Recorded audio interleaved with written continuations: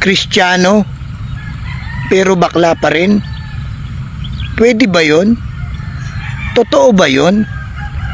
Katanggap-tanggap ba yun sa Diyos? Bago ko po sagutin yung tanong na yun, tandaan niyo po ito.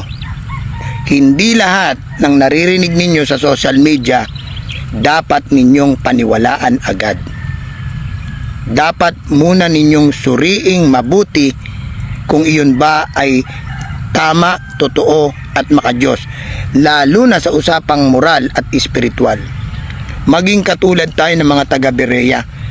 Nung si Pablo'y nangangaral sa Berea, hindi agad pinaniwalaan ng mga taga Berea ang ipinapangaral ni Pablo. Lahat ng ipinapangaral ni Pablo, sinusuri ng mga taga Berea sa liwanag ng salita ng Diyos. Tinitignan nila kung nakaayon sa salita ng Diyos ang ipinapangaral ni Pablo. Ibig sabihin, ang basihan ng mga taga Berea ng katotohanan ay hindi yung sinasabi nung nangangaral, kundi yung salita ng Diyos.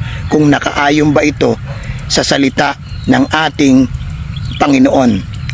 Kaya po, napakahalaga na anumang maririnig natin sa social media ngayon, lalo sa usaping moral at espiritual, lagi nating sanggunian ang salita ng Diyos para hindi tayo madaya at hindi tayo ma-deceive. Kahit pa gaano kasikat yung nangangaral, kahit siya pa sikat na artista, sikat na politiko, o pinakamayaman tao, o kahit pa sikat na vlogger o influencer sa social media, kahit pa milyon ang kanyang follower, hindi ito basihan para paniwalaan mo agad ng tinuturo ng isang tao sa social media dahil lamang sa kanyang kasikatan at popularidad. Hindi. Basihan lagi natin sa salita ng Diyos upang hindi tayo mabudol-budol, upang hindi tayo madaya ng kaaway, ng kasinungalingan sa panahon ngayon. Balikan ho natin yung tanong. Kristiyano pero bakla pa rin, Kristiyano pero tomboy pa rin, Kristiyano pero lesbian pa rin, Kristiyano pero homosexual pa rin. Pwede ba yun? Tama ba yun? Katanggap-tanggap ba yun sa Diyos? So linawin natin itong mabuti, kasi may mga ganyan po tayong maririnig ngayon sa social media na nagpapakalat ng ganyang point of view na pwede ka maging Christian in the same time ikaw ay bakla, ikaw ay homosexual or lesbian or transgender, transwoman. Abay, delikado po yan. Una sa lahat, kahit ilang beses niyo pong basahin ng Biblia, wala ho kayo mababasa ron na single statement sa Diyos mismo, sa mga propeta, sa mga apostol, sa Panginoong Diyos mismo na nagsabing pwede ka maging Kristiyano in the same time bakla ka, homosexual ka, lesbian ka, gay ka. Wala pong ganyang statement sa Bible. Wala pong ganyang itinuturo ang Bible. Wala po kayong mababasa na insidente o nabanggit si Pablo sa mga churches na naitayo niya na may mga Kristiyano ron pero bakla pa rin, tomboy pa rin, homosexual pa rin, lesbian pa rin, pero okay lang. Wala po. Wala po kayong mababasang ganon. Kaya isa po itong malaking deception na ating maririnig ngayon. Linawin natin, pag sinabi kang Kristiyano, tagasunod ni Kristo, ano sinusunod mo? Yung aral at turo ni Kristo at pamumuhay niya, no? Wala naman nung turo si Kristong ganon, no? At hindi naman ipinamuhay ni Pablo yun, ni Jesus, no? Wala rin siya naging alagad na ganon, na Kristiyano in the same time ay gay, no? Wala siya mga naging tagasunod na Christian in the same time ay gay, no? Na gay pa rin. Ano ba yung gay? Ang gay ay isang lalaking nakakaramdam ng magkagusto sa kapwa niya lalaki. O ang isang gay ay pwedeng pumatol, makipagrelasyon, makipagtalik sa kapwa niya lalaki, dahil ang gay, ang pakiramdam niya pusong babae siya, hindi siya lalaki. Teka muna, babalik tayo sa creation, no? Wala ko kayong mababasang ganong turo ng Panginoong Hesus na meron siyang nilalang na lalaki pero pusong babae. walang nilalangan Diyos na lalaki na pwedeng magmahal sa kapwa niya lalaki o magkagusto sa kapwa niya lalaki. Hindi po yun normal. Hindi po ganun ang disenyo ng Diyos sa isang lalaki.